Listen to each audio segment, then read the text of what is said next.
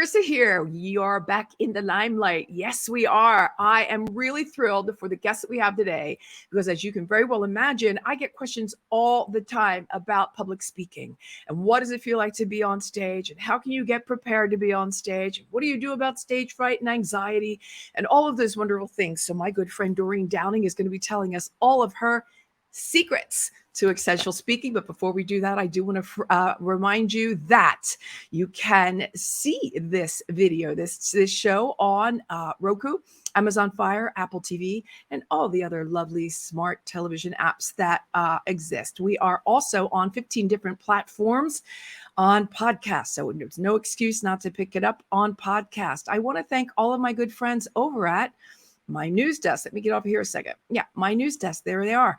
And they are, I put out my news releases, my press releases all over the world, globally, getting journalists to get interested in what we're doing here at In the Limelight. And it works just a charm. Thrilled with their collaboration. Also, Eli Technology. Let's see if I can get them up on the screen a moment. I might have to come off. I'm not quite sure. But anyway, Eli Technology is my go-to right now. It is a virtual business card that does a couple of really, really cool things. Let me show you mine. So as it's now pulling itself up, we have two different things about Eli business card that you don't find anywhere else. And that is, first of all, we got video on there, all the different things that you can do to direct your leads anywhere you want them to go. But the really cool thing about this is it has a back-end CRM. So if I am on stage speaking to 300 people, those 300 people that will scan my code will not go into my contacts in my phone. I won't know who they are. They'll go into their own separate CRM that I can name, download, and put into my CRM. And the second thing is e-commerce. So if there's something that I'm selling, peddling my wares, I'm selling a book, I've got a course, a class, a product, or a service, it can take care of the job right then and there. So again, there you go. Eli Technology. And if you look at the bottom right hand of the screen right now, you can go ahead and scan my code so you get all of my information right away. Well, without further ado, let's bring her on. There she is, the woman of the hour. Hello there, Doreen. Hi, Good Clarissa. to see you, Doreen. I get questioned all the time about speaking on stage, and I'm sure you do too, because you're the foremost expert in material. You are a psychologist, right? And the founder of the Essential Speaking Institute. You also have your own podcast, which is called Find Your Voice, Change Your Life podcast. I want to hear more about that. But you yourself used to suffer with stage fright. I sure did. And I had a PhD in psychology, Clarissa. I mean, I was able to hide it. And that's why I picked psychology, probably because it was just, listening and being with one person at a time. Yeah, absolutely. So what are some of the things that you do suggest for people that say, no, I could never, stage, microphone, not my thing. I'll never do it. But they know they have a message. How do you help them get over the fear, over that anxiety to go ahead and just get them on stage, get the job done? And once you're done, you always feel really good about it, right? It's like, wow, I did that. It wasn't as bad as I thought it was going to be. What are the tools? Well, I would say that it's what I teach is so different than traditional approaches to overcoming public speaking anxiety. First thing, I just want to show you back what you did to me, showed the book, and see in the beginning right here, there's a heart. And that's the sense of inside, deep inside is where your real voice is. And that's what people want to listen to. And there's a resonance. And so instead of, I would say, so many of these tips, look, eye contact and, vocal variety. And no, I don't, there are plenty of people, Toastmasters, give those kind of tips and techniques. My approach is learning to find the real voice within. And how do you do that? And it has much, much more to do with learning to be present in the now, in the here and now, and to be connected to a deeper source inside of you, which is your bright spirit, your passion, your heart. But I call it essence because that's what this is about. It's essential speaking. It's not just stage speaking. And Clarissa, once you learn how to tap, and for those who might be watching, I keep doing this. I keep gesturing down Because speaking usually feels like it's way, out, like reaching people. But first you have to be grounded and centered. Yeah. And I think another word that we hear bantered about a lot also, and I think it lands, is authenticity, right? Just really being authentic with your message and getting it out there is very important. But certainly it's difficult to overcome the fears. I've been on stage basically all my life, and most of it was on live television. So they used to say, "Ladies and gentlemen, Clarissa Burt," and I wanted to change my name. I'm not her. I'm somebody. I don't know where Clarissa is, but that's not me, because it was terrifying. You were out in front of, I literally was in front of millions and millions of people, and not only, but in another language. So you can imagine. But at the same time, I also think that I embraced the idea that I may flub up. I might get ahead of myself. I knew that the emotions, especially in the beginning years, were overtaking me. How do we learn how, like you said, you keep gesturing down. How do we bring those emotions down? It's a training, and I call it the inner presence muscle, the IP muscle. And that's what I train people to do, is to exactly what we're talking about, is to drop down into a core, which is inside of obviously inside of your body. Right. So that relaxation, believe it or not, is inside. And my first, you showed the book and I said I was going to share secrets. And the first one, believe it or not, is be still. And how do you train somebody who's either about to go on a stage or give a presentation, or even just a one-to-one conversation with a boss, let's say, and you're nervous? How do you become still inside, quiet the mind, and actually drop down into a grounded stillness? Isn't that something to have? It really is the way you do that. And I said that to you when you were when I was on your podcast recently. I was like, I don't think I've ever been so relaxed on a podcast in my life, because it's what you do and you bring it to the fore. And it's an amazing thing to see. It's an amazing thing to hear, because I can feel myself when I speak to you. I can feel myself calming, which is almost an impossible thing to do. My go-to back in the day was pacing. I would pace out backstage, up and down, up and down, up and down. It was sort of my release, if you will. It was how I could get rid of all of that nervous energy. And what you're saying is, no need to be nervous at all. Be still. Isn't that something? Yeah. And I know that the biggest fear is going blank and losing your way. And so that's why I train people. And some of the exercises I have are literally standing in front of others and not saying a word, and learning how to train your body so that you are absolutely grounded and that voice comes up from within, as opposed to your script and what you're trying to remember, which is, hello, this is, again, I don't know who's listening, but I've just put my hands at my neck going, oh yeah, the words seem to be coming from the head or from the neck up rather than from the heart or the gut. And so that's, what I'm talking about is way different than most people teach about how to find your voice. Yeah. So how was it that anxiety used to affect you, for example? Let's go back to long ago when you were first getting started with speaking at, gigs, occasions, and venues. What used to happen for you? Was it similar to what happened to me? The pacing and the heart beating, no saliva. No, I refused. And in fact, at one point, somebody said, but doctor, isn't fear your business? And that was one of those moments where I went, oh, I want to go hide. And so that was the beginning. Actually, I got diabetes, and that's the actual point where I said, my goodness, my fear just really is holding me back. I wanted to, well, you know what it's like to be a spokesperson, right? I wanted to be a spokesperson for the American Diabetes Association. Oh, wow. Because I had it and I didn't know I had it, and I could have died because I didn't know what the symptoms were. Right. Only I didn't complete the training. The last class we were supposed to give a presentation and I didn't go, and I just dropped out.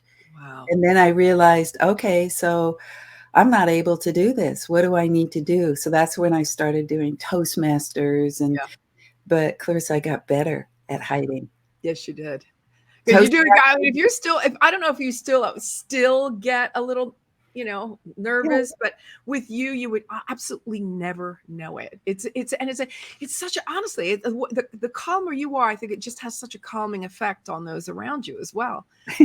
I don't know if I'll ever get to that point in this lifetime. I may have to come back as Doreen in another lifetime. I think that's how that's going to work. Well, it'll be fun to come back as you too. Let me tell you all of your experience. So, all right, let's get down to what is essential speaking and what are the 7 secrets to essential speaking. Well, we talked about it being more learning about and tapping into the essence of who you are. And people say, well, what is essence? Well, we could say the true self, the authentic self, your spirit. If you want to go really deep, it's your soul. So isn't that something that I'm talking about, speaking from from the soul, from the essence, from the true you, but yeah, we're in environments like corporations, and you've got to look good and you've got to say certain things. And people on my show talk about that challenge of, being scolded for speaking up at a meeting when they shouldn't have, and women having challenges being more fully expressed. But so yes, but still, I believe that when we were young, that's exactly when we started to go, hello world, here I am.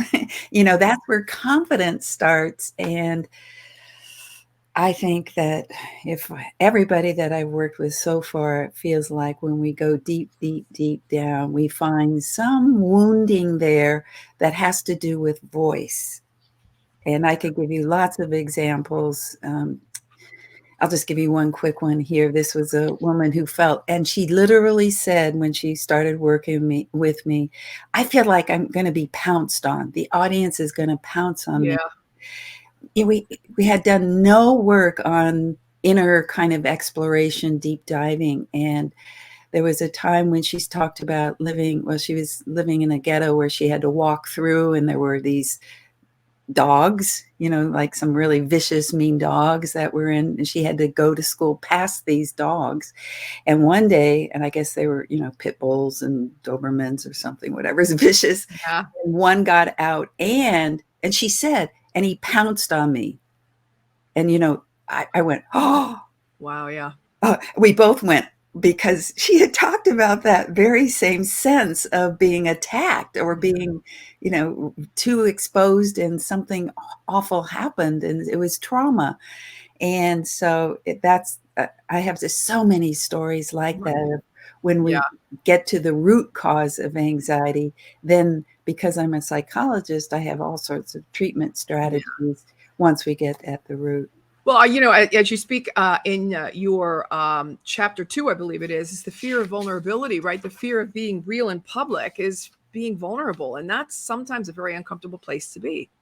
Especially if what I just said about being young and not having been supported for being able to tell your truth or speak up, like, people are bullying me. What do I do? Nobody's listening, or, there's been a lot of abuse in families, but even in families where there wasn't dysfunction, there's, other siblings, there's schools, there's teachers, there's so many other causes, even just cultural, that will not look at your elders. Exactly. Yeah. Right. So what are some of the applications of essential speaking? How can we put it into practice? Well, if we become more mindful, I would say to me, that feels like what we're doing is increasing our awareness so we can self-regulate. First, we have to find this inner core strength, and then we have to know the difference when the mind starts battering us with, you're going to fail, or some of the things that you mentioned about, oh no, they're going to eat me alive or something. Or like the example I just gave, they're going to pounce on me. But so the secrets are all based on awareness. Being present is the second one. Mm-hmm. Each one begins with be. if you see in the book, you'll see all 7 begin with Yes. be. So it's not about speaking, it's about being is my main message. Yes. Yeah. Being. And so anything from being silent to being yourself. It depending, I don't want to read your whole book out because I do want people to get the book. They need to read this book. This is there's some really great it's a blueprint really, and great guidelines in here for learning how to do, as you say, is to calm down and speak authentically, come from your soul. It's okay to feel vulnerable. It's a beautiful thing to see. And my experience has always been, and I don't know about yours, but people really don't want to see you fail. People aren't sitting in the audience go, God, can't wait till this one screws up. Nobody does that. I mean, they're there genuinely wanting to hear you, listen to your message, garner something potentially from what you've got to say. I don't think anybody comes to the auditorium or to the stage or to the audience wanting you to fail. So that's really one great thing. And the second thing, I think that people go, well, why me? Why should it be me? Like, I'm not big enough, bold enough, great enough. I'm not enough. And I think that even if you understand that just one person in that audience, if you only connected with one, that's to me is pretty good success. I mean, it's better than not connecting with any, I guess. But even if you connect with one person and it's helped them in some way, that's success in my eyes. So how is it that we best connect to our audience? How do we know we've connected with them? Well, what you just said, I think, is around being able to know inside of yourself where this essence of you is. And when you look out at people that you're speaking with, like what I am right now with you, I'm going, wow, rather than looking out and seeing people as judges, you look out and see them as having beautiful spirits, just like you have discovered inside of yourself. So if you've done that inner work, the inner journey to find the beauty, the strength, I would say magnificence, then you look out at your audience and they're just all sparkles. They're all jewels rather than, hard rocks, ready to eat you alive or be mean or judgmental. That's so great. I've never heard it put that way. Look out at your audience and imagine them all being sparkles. I remember when I first started, and I'm sure you've heard it a million times. Just pretend that your audience, they're all naked. No, don't do that. Do not imagine your audience naked. That is just that's not a pretty picture. But how beautiful it would be if they were all sparkles. That's just a really cool way of looking at it.